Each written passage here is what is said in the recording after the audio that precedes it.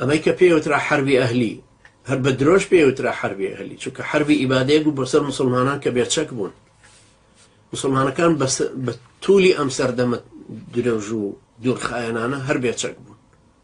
ئێستا وا سەرەتای چەکداریان، ئێستا سەرەتای ئەوانە کە چەک هەڵگرن کە چەکیان هەڵ نەئەگر هەر ئیبادە ئەکران کەوابولانی کەم چەک هەڵگرن بۆی بە پێوە بمرن وەکو ئەهلی سووریا، وەکو ئەهلی فەڵەستین، وەکو ئەهلی تالیبان، ئەفغان، وەکو ئەهلی مەندەناوی جنوبی فیلیپین. یعنی سەیریکەن لە ڕۆژ ئاوایە مسلمانەکان بێچەکن ئەو هەموو حەملە ئیبادەیان ئەکرێتە سەر لەبەرەوەی بێچەکن هیچ وڵاتێکیش لە پشتیان نی.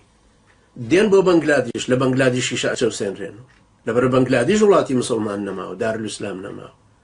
ئەهلێکی کوفر و حاکمی کوفر بەسەریان کە جەیش لەوێش دیسان حاکمە بەڵام جەیشێکی حاقد وەکو ئەو جەیشە میسری کە ئینقلابەکەی کرد یان جەیشی جەزائیری.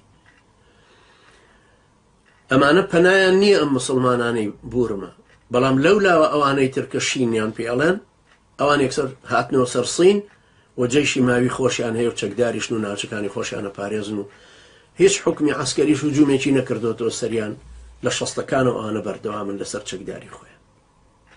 ئێستا ئەزانی بۆچی ئەهلی ئیسلام ئەچەوسێنرێنەوە لەبەرەوەی چەکیان پێ نییە. و ئەمانە هەمووی قسەی کاوبابێ لە لات کە پێ دەڵێن بەزیوەکان بەزینەکە ئەفەلسەفێنن ئەڵێن ناکرێمە بە چەک بەرەنگاری ئەمانە بکەین و یەک کلاشین کۆفێکت پێ بە دارێکت پێ بە باشترە وەک لەوەی بێچەک سەرت ببڕن حیا و شەرەفیشت بتکێنن. تۆ توانی 5 کەس دەتوانێت کلاش کۆفی هەڵگرێت لە ماڵی خۆی دیفاع بکات تا کوژرێ. ئەمەت باشتر نییە وەک لەوەی تەسلیم بە حەشدی وەحشی بی بە ڕیش ڕاتکێشن و بە زەلیلی 15 کەس لێ کاتە بە شەق تێدەڵن ئەنجا دوای فیشکەکەت پێوەنێن